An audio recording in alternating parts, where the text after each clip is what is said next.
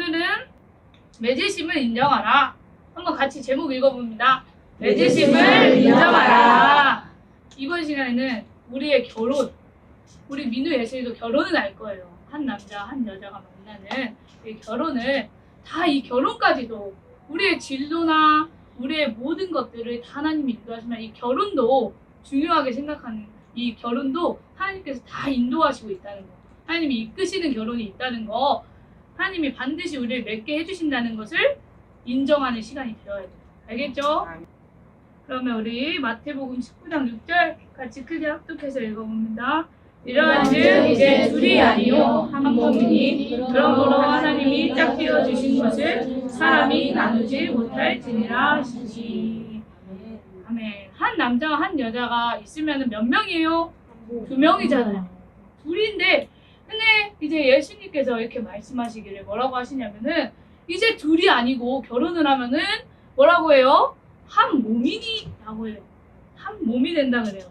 그리고 하나님이 짝지어 주신 것은 사람이 나누지 못한다라고 해요. 이 구절을 보면 우리가 알 수 있어요. 아, 하나님이 짝을 지어 주시는구나. 그거를 알 수가 있어요. 그러니까 우리 자라나는 아이들도, 우리 지금 예승이 민우 또 어리지만 나중에 크면은 하나님이 다 예비하신 짝이 있다는 말이에요. 알겠죠? 하나님은 우리를 정말로 사랑하시기 때문에 정말로 좋은 그 선물에 그 결혼할 사람의 배우자라고 하거든요. 그 배우자도 준비해주고 계신 거예요. 알았죠? 그래서 오늘 그 말씀 보겠습니다. 그리고 또 하나님이 짝지어 주신 것은 또 사람이 나누지 못한다고 해요. 그러니까 함부로 이혼이나, 요즘은 이혼을 엄청나게 많이 하는데 함부로 이혼이나, 그리고 또 이혼하고 또 재혼하고 막 그런 것들은 하나님이 그냥 사람이 뜻대로 못한다 이 말입니다. 다 하나님의 인도하심 아래서 할 수 있다 이 말입니다. 그래서 첫 번째로 볼 거는 무엇이냐면 결혼의 목적이에요. 우리가 그럼 결혼을 왜 하는 걸까요? 우리가 결혼을 왜 할까요? 결혼을 왜 할까요? 우리 헌정이 결혼을 왜 할까요? 가정을 만들기 위해. 가정을 만들기 위해서. 그렇죠. 가정을 이루기 위해서 결혼을 하죠. 그러면 우리 결혼의 목적에 대해서 이 시간 한번 보겠습니다. 처음에 우리 창세기 말씀. 아담과 하나님이 처음 결혼을 하게 하신 짝이 바로 아담과 하와예요. 그렇기 때문에 창세기 말씀. 자, 이거 읽어보겠습니다.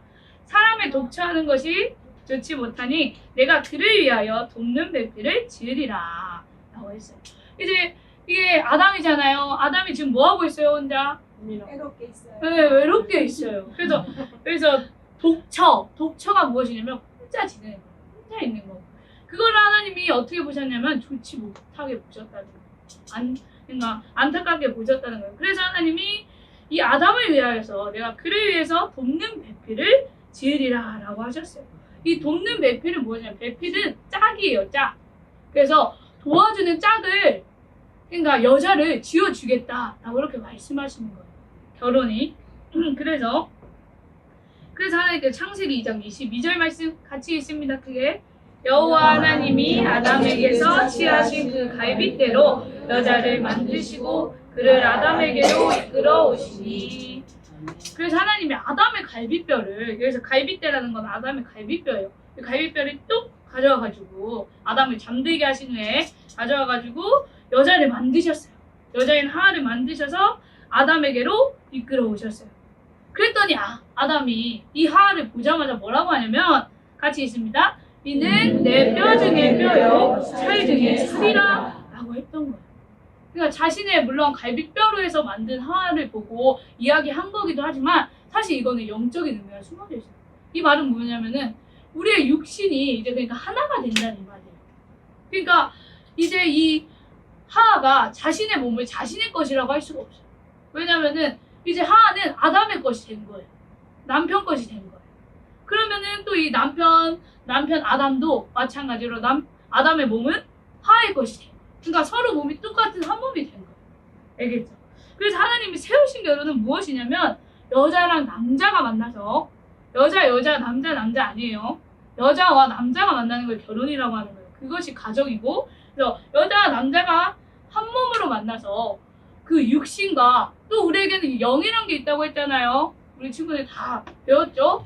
영이란 게 있어서 하나님과 교통하는 그 영이라는 것이 있는데 그 영까지도 하나가 되게 되는 거예요. 서로 다른 이제 한 남자 한 여자가 그래서 영육이 연합이 되는 거예요. 연합이란 말이 여기 나오는데 연합이 뭐냐면 여기 플러스 보이죠? 예승이도 이 플러스처럼 합하여지는 거예요. 그러니까 여자와 남자의 영육이 영과 육이 하나가 되는 거예요. 한 몸이라고 그래서 하는 거예요. 그래서 창세기 2장 24절 말씀 또 같이 있습니다.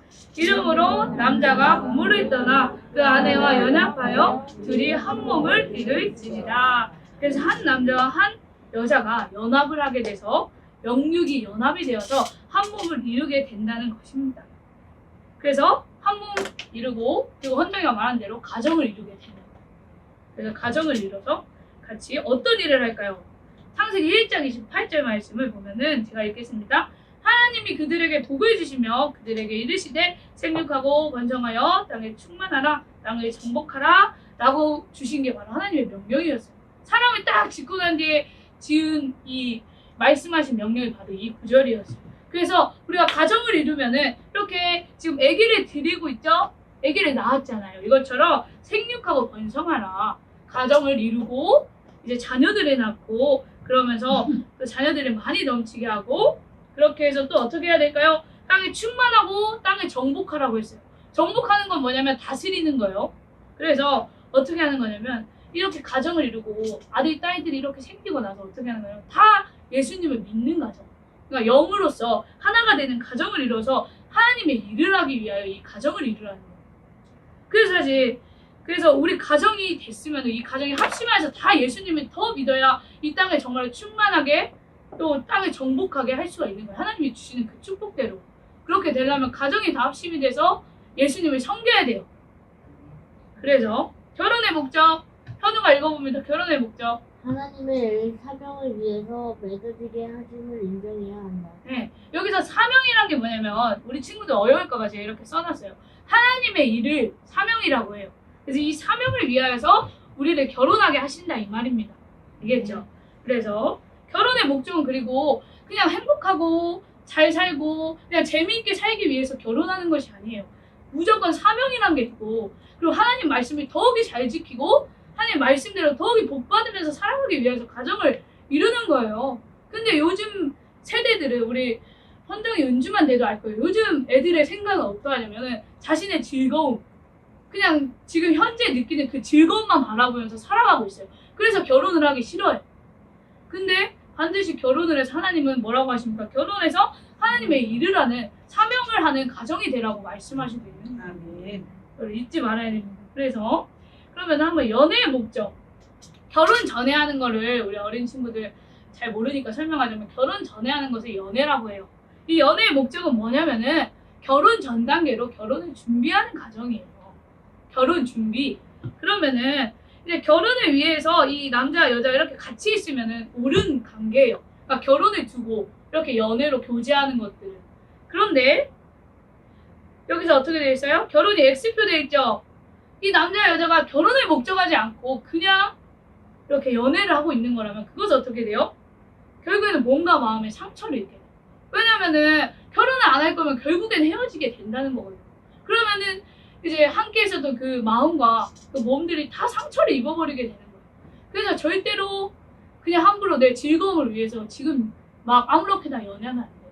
그런 애들은 점점 이상해져 가요. 그러니까 제 주변에서만 봐도 그런 애들은 점점 이상해지고 세상적으로 더욱이 헛된 것만 더 따라가게 되고 그 만족을 오히려 채울 수가 없게 돼요.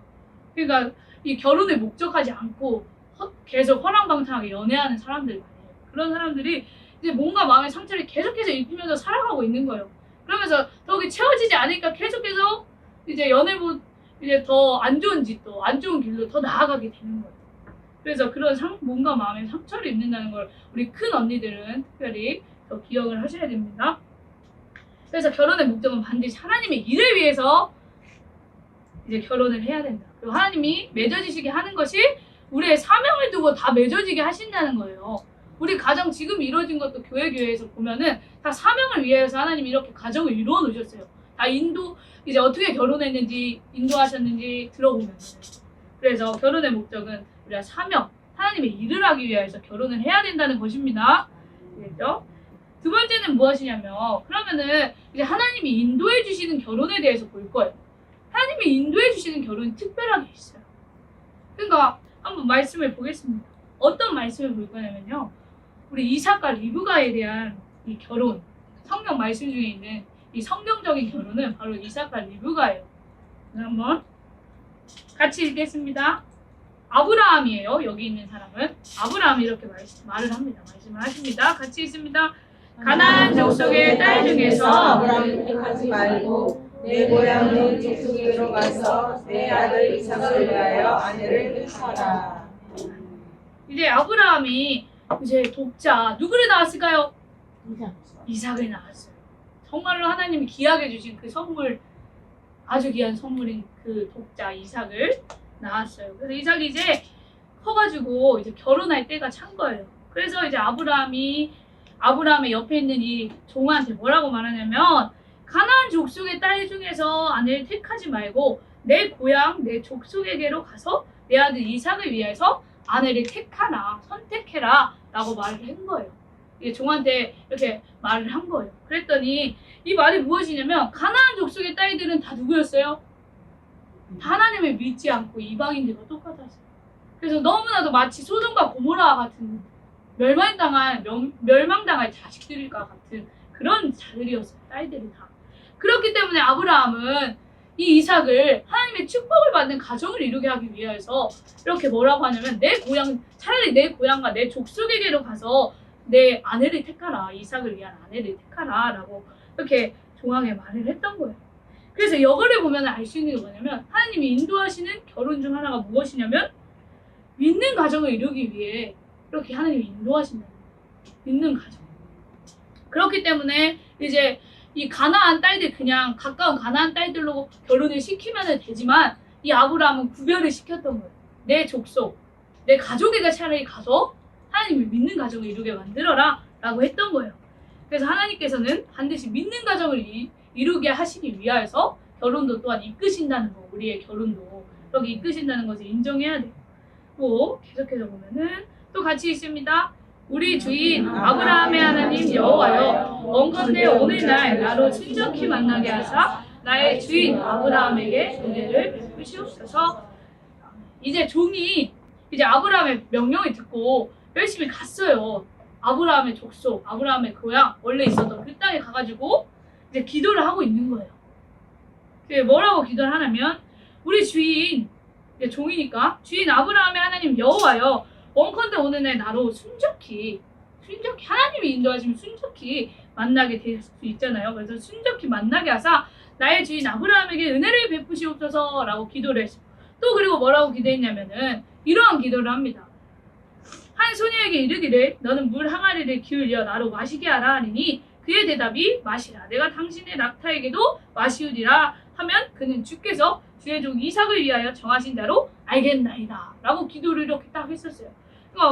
그러니까 이제 물 항아리를 기울어서 나로 마시게 하라 라고 이렇게 이 종이 말하면은 이제 그 사람이 뭐라고 대답하냐면, 마시라, 그리고 내가 당신의 낙타, 이제 종이 낙타 뒤에 보이죠? 낙타를 이렇게 대어온 거예요. 이 낙타에게도 내가 마시우리다, 마시게 해주겠다 라고 그렇게 말하면은 그 사람이 어떤 사람이라고 되어 있어요? 여기 주님께서 주의 종 이삭을 위하여 정하신 짝이라고 내가 알겠나이다 라고 이렇게 딱 기도를 했어요.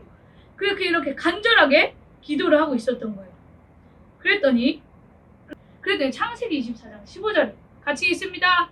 말을 마치지 못하여서 리브가가 물 항아리를 어깨에 메고 나오니 그는 아브라함의 동생 나홀의 아내 밀가의 아들 부두엘의 소생이다.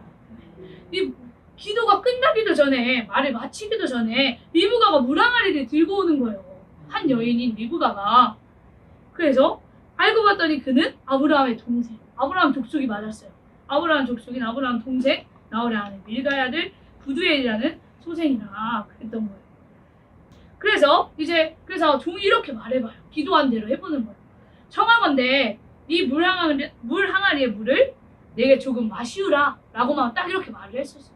그랬더니 리브가가 놀랍게 뭐라고 말을 할까요? 주여 마시소서, 당신의 낙타에게도 물을 배불리 마시게 하리이다 라고 했던 거예요. 그러니까 이 종이 뭐라고 기도했어요? 만약에 내가 물을 달라 라고 하면은 이 낙타에게까지 물을 주겠다 라고 대답하는 자가 정하신 자라고 했었어요. 근데 그대로 똑같이 리브가가 말을 했던 거예요.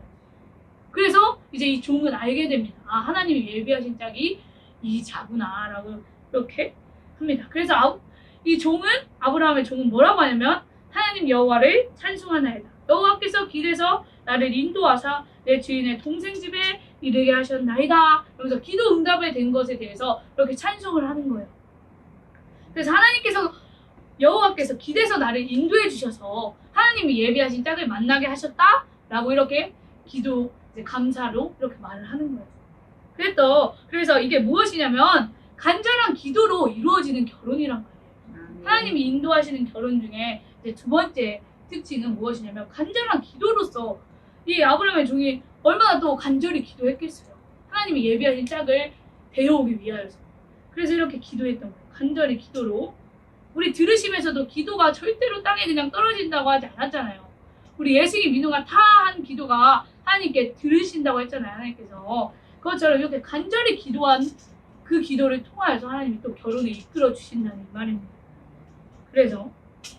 그래서 이제 리브가임을 알게 되고, 리브가가 하나님 정하신 짝임을 알게 되고, 이제 이 종은 이 가족들에게 가요. 리브가의 가족들에게 가서 이제 하나님이 행하신 일, 놀라운 일, 예비하신 모든 일에 대해서 이런 말을 하는 거예요. 우리가 마치 간증을 이야기하는 것처럼 그런 쏟아지면서 말을 했었어요. 그래서 이제 뭐 가족들도 하나님의 뜻인 줄 알고 알겠다라고 했었어요.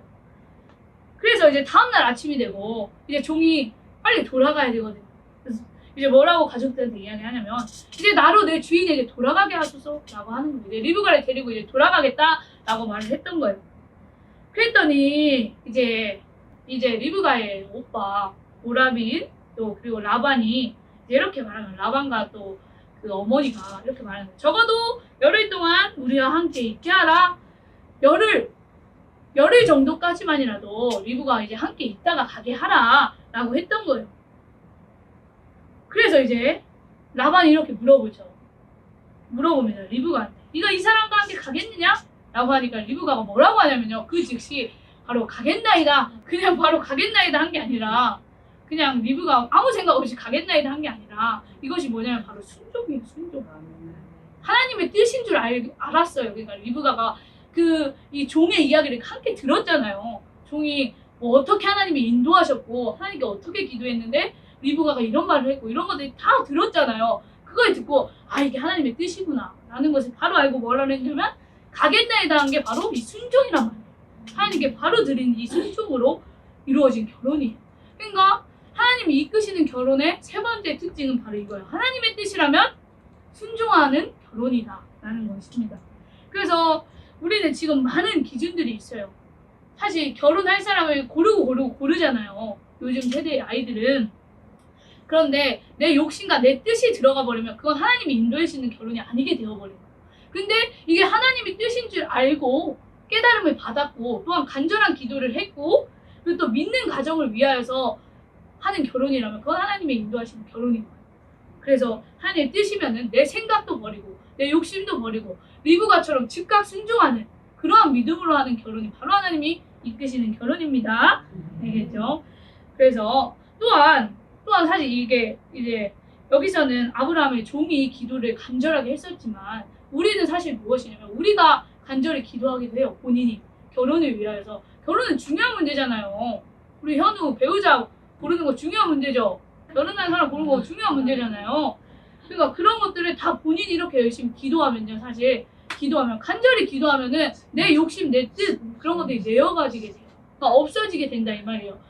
그러니까 그래서 제가 배우자 기도라는 그 간증이나 그런 기도했던 것들에 대해서 제가 연애 관련돼서 크리스천 연애에 대해서 많이 공부를 하거든요. 유튜브나 뭐 책이라든가 이런 걸로 공부를 하다 보면은 다 똑같은 간증 중에 하나가 뭐냐면은 기도를 하면은 내 욕심이 다 내려간다 이 말이에요. 그러니까 박 지사님이 엊그저께 말씀하신 것처럼 기도에서 그 세상적인 기준이 내려갔다 그랬잖아요. 뭐 돈 더 잘 버는 기준 그런 것들이 없어졌다고 했잖아요. 그런 것처럼 사실 기도 응답 중 하나도 이런 것들이에요. 내 욕심, 내가 세운 배우자에 대한 결혼할 사람이 어떤 조건에 가졌으면 좋겠고 이런 배우자의 기도 제목들이 다 내어가지고 하나님의 뜻대로 기도하게 된다니까요.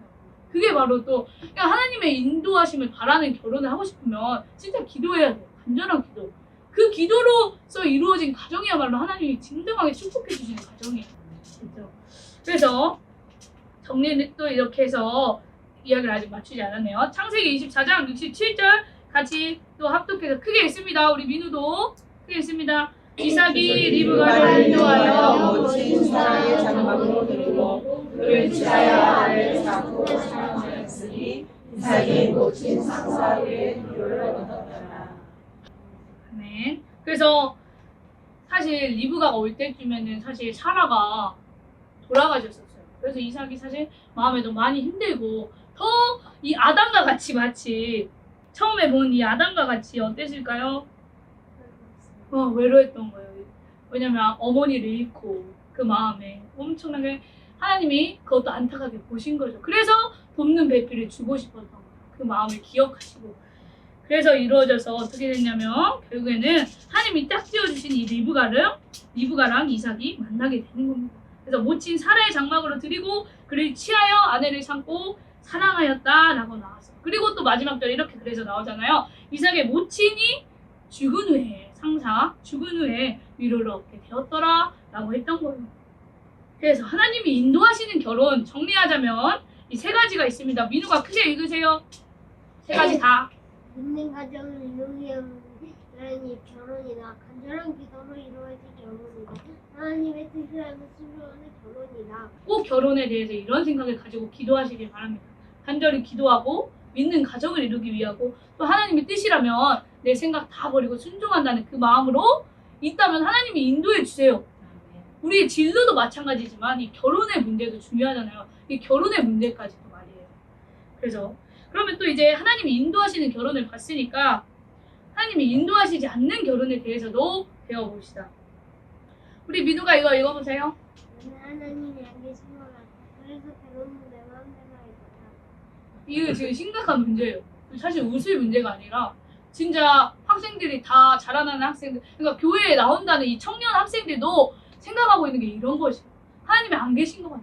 그래서 나 그냥 결혼도 마음대로 해버릴 거야. 교회에서 배운 거 다 잊어먹고 그냥 세상의 방법대로 살아갈 거야.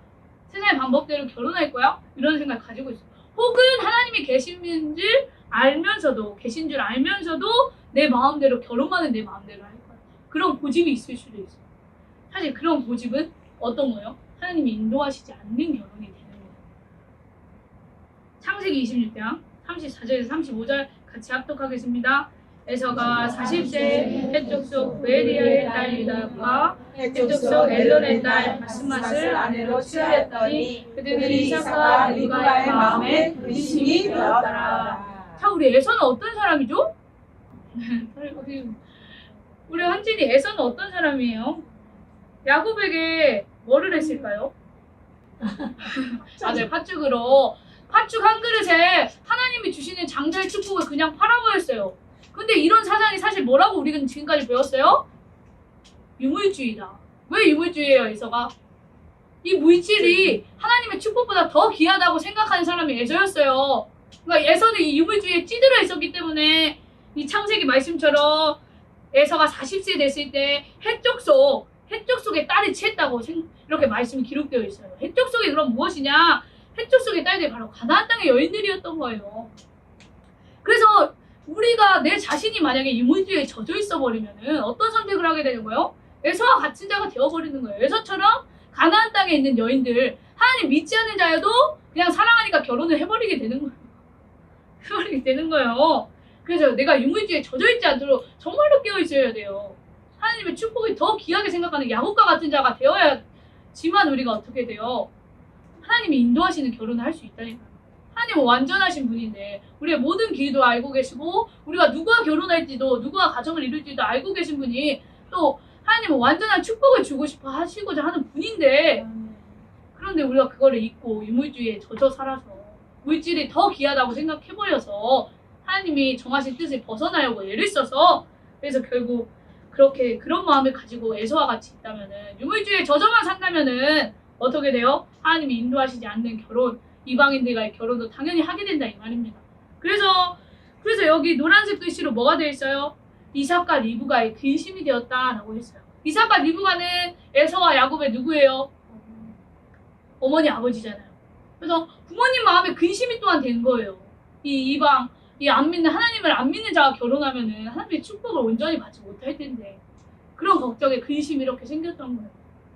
그래서 뭐 결국에 에서는 성경에서 보면은 나중에는 또 이제 그래서 하나님 믿는 자녀들로 택하여서 또 결혼을 한 번 더 하기도 합니다. 그러나 아무튼 우리가 이 성경 구절을 보면서 이런 걸 느껴야 되는 거예요. 내 안에 유물주의 생각이 가득 차 있으면은 내 결혼도 그냥 이렇게 안 믿는 자 손쉽게 하게 되는구나. 나는 그것까지 깨닫는 은혜가 있어야 됩니다.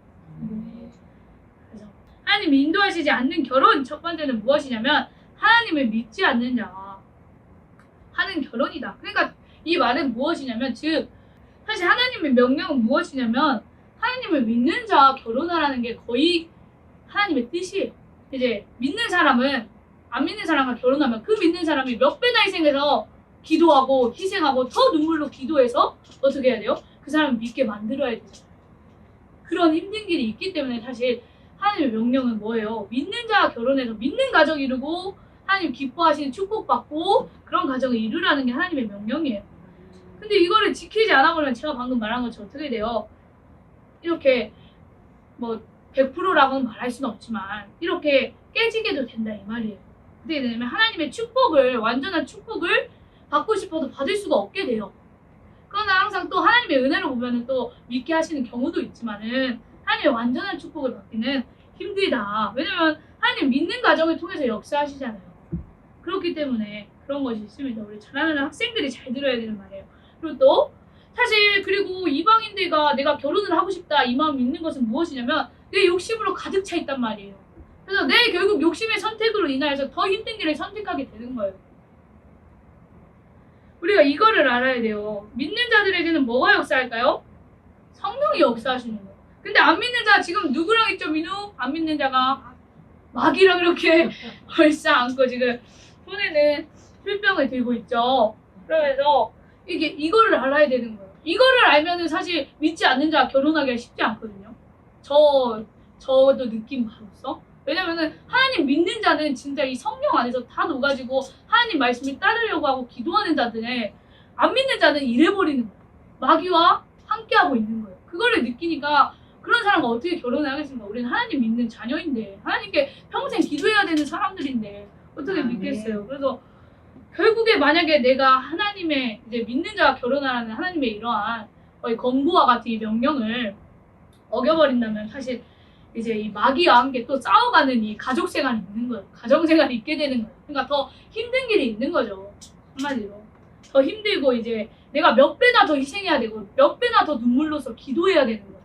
그 힘든 가정을 그렇게 이루게 되면. 그래서 사실 많은 그 이제 크리스천 이제 연애 강의하시는 분이 말하는 게 무엇이냐면은 이제 믿지 않는 자를 전도해서 내가 결혼 후에 전도해서 잘 하나님께 이끌겠다라는 게 교만이라고 해요. 왜 교만이냐면 그 주권이 하나님께 있거든요. 구원의 주권이 우리에게 달리지 않고 하나님께 달려있는데 그걸 이제 자신이 전도할 수 있다. 이 사람이 나를 사랑해주니까 반드시 예수님도 믿게 될 것이다 라고 생각하는 것 자체가 교만이라 이 말이에요. 그런 말이 맞더라고. 그러니까 이방인들을 왜 내가 택하면은 이방인들을 내가 택하게 된다면은 그건 나의 욕심의 선택으로 인해서 결국 힘든 가정을 이루는 길로 내가 가는 길이다 라는 것을 알아야 돼요. 그리고 또 두 번째는 하나님이 인도하시지 않는 결혼의 두 번째는 무엇이냐면 내 뜻대로 내 욕심대로 하는 결혼이에요. 내 뜻은 뭐냐면 세상적인 기준이에요. 그리고 세상적인 기준이고 내 욕심이에요. 여기 뭐라고 써 있을까요? 외모, 돈, 거짓된 사랑이라고 써 있죠. 그러니까 배우자 만약에 기도를 하게 되는데 기도 제목 중에 이런 기준이 있으면은 내가 세상적인 기준에 있구나라는 것을 깨달아야 됩니다. 왜요? 외모와 돈 이런 것들이 다 뭐예요? 유물주의에 속하죠. 에서와 같은 자가 되고 있는 거예요. 그리고 또 이 거짓된 사랑은 뭐냐면은 그러니까 만약에 안 믿는 사람과 연애를 했었어요. 연애는 결혼을 준비하는 과정인데 연애를 이미 해버렸어요. 근데 이 사람이 이제 나를 사랑해서 교회도 나가주겠대요. 일주일에 한 번은. 주일 정도 내가 나가줄 수 있어 라고 하면서 결혼을 하자고 설득을 해요. 그래서 결혼을 해버렸어요. 그러면 이제 그 남편이 구원을 받을 수 있을까요? 주일 한 번 나오겠다는 그 약속? 그게 거의 대다수가 안 지켜지고 오히려 마귀가 참수하게 되는 거예요. 이 가정을 왜냐면 마귀는 깨뜨리려고 하거든요. 깨지게 하는 게 마귀가 기뻐하는 일이니까. 이혼해버리게 만드는 게 마귀가 기뻐하는 그거니까. 그래서 마귀가 또 그렇게 역사하게 되는 거예요. 힘든 길로. 그래서 몇 배나 더 기도하고 눈물로서 기도하는 가정을 이루게 된다니까요. 이방 결혼이, 불신 결혼이. 그래서 이것이 있다면 내 욕심을 가지고 있는 겁니다. 내 뜻을 가지고 있는 겁니다. 그 뜻을 가지고 있으면은 하나님이 절대로 결혼도 인도해 주시지 않는 거예요. 알겠죠? 그래서 사실 우리는 무엇을 구해야 되냐면 하나님의 기준으로 구해야 돼요. 솔직히 어떻게 근데 인간인데 이런 것들이 또 안 구할 수가 있겠어요. 근데 또 놀랍게도 하나님은 우리의 외모나 또 뭐 돈까지 이런 것들 아닐지라도 외모 기도하면은 막 다 이제 그 배우자 기도하는 사람들의 간증을 보면 그런 것도 다 이루어 주시더라고요. 정말 기도한 대로만. 그래서 참 놀라운 하나님의 역사입니다. 기도는 절대로 땅에 떨어지지 않고 민우가 기도하는 것들 다 하나님께서 이루어 주신다니까요. 그래서 하나님의 기준인 금보다 더 귀한 믿음을 먼저 사실 구해야 돼요. 그래야지 우리가 믿는 하나님 끝까지 믿을 수 있어요. 예수님의 재림 맞이해야 되지 않겠어요? 아멘. 우리가 이렇게 매일매일 주일마다 예배드리고 주일날 놀고 싶어도 안 나가고 참고 이렇게 하나님께 예배하고 함께 토요일까지도 우리 소녀들은 모여가지고 찬양하고 예배하고 같이 묵상하고 이렇게 힘들게 시간에 다 이렇게 하고 있는데 하나님께 바치고 있는데 마지막에 이제 하나님을 떠나는 생활이면 얼마나 또 슬프겠어요. 그러니까 반드시 우리 하나님의 기준, 배우자의 기준, 결혼할 사람의 기준이 금보다 더 귀한 믿음이 되어야 된단 말이에요. 그래서 우리의 기도, 사실 우리의 힘으로는 이 세 가지 이 유물주의를 이기기 힘들어요. 그래서 어떤 기도를 해야 되냐면 우리의 기도 시편 말씀 같이 읽어봅니다. 내 마음을 주의 증거로 향하게 하시고 향로로 향하지 말게 하소서. 내 눈을 돌이켜 허탄한 것을 보지 말게 하시고 주의 도에 나를 수성케 하소서. 주를 경외케 하는 주의 말씀을 주의 종에게 배우소서. 라고 하는 거예요. 이 빨간 글씨 예수님 뭐라 되어 있죠? 탐욕과 그리고 허탄한 것. 허탄한 것은 뭐예요? 세상적인 것. 결국엔 불타 없어질 것. 그런 것과 또 탐욕은 뭐예요? 탐심. 내 물질이나 물질 더 받고 싶은 그런 탐심, 욕심. 그런 것들을 말해요. 그래서 우리가 기도를 이렇게 해야 된다니까요. 내 마음을 주의 증거로 향하게 하시고 탐욕으로 향치 말게 하소서. 배우자 기도가 이렇게 돼야 돼요. 결혼할 사람들에 대해 기도할 때 이렇게 기도해야 돼요. 그리고 또 뭐예요? 내 눈을 돌이켜서 허탄한 것을 보게 하지 말게 하소서. 이렇게 말을 해야 되는 거예요. 우리의 힘으로는 허탄한 것을 볼 수밖에 없고 우리의 힘으로는 탐욕을 완전히 이겨낼 수가 없어요. 그러나 하나님이 해주시면은 성령께서 역사해 주시면 이러한 것이 이루어진다니까. 그런 것들 기준 다 내어놓고 결국엔 하나님의 뜻만 구해서 하나님이 축복하시는 가정을 이루게 하신다니까요. 그게 배우자 기도의 핵심입니다. 우리 결혼할 사람의 핵심, 결혼할 사람을 구하는 기도의 핵심입니다. 하나님이 인도하시지 않는 결혼은 하나님을 믿지 않는 자와는 결혼이다. 그리고 두 번째 뭐냐면 내 뜻대로, 내 욕심대로 하고자 하는 결혼이 바로 하나님이 인도하시지 않는 결혼입니다. 인도를 해줄래야도 인도를 해주실 수가 없어요. 하나님이 예비하신 이미 믿음의 귀한 짝이 있는데 그 짝을 놓쳐버리게 돼요. 결국 이 두 가지 뜻대로 우리가 살아가 버리게 되면은 사실 그럴까봐 두려워해야 돼요. 우리 소녀들이 특별히. 그래서 봐봐요. 여기 이 가정 어때요? 이거 결혼하는 모습 어때요? 반짝반짝하죠? 그리고 뒤에는 뭐 건물이 몇 채가 있고 막 차도 있고 이렇게 반짝반짝한 결혼이죠. 그게 바로 세상적인 결혼. 너무나도 보기엔 아름다워요. 근데 결국엔 그 끝이 어떻게 될까요? 깨져버렸어. 그러니까 내 욕심대로 해버린 결혼은 결국에는 제가 나타날 수밖에 없다.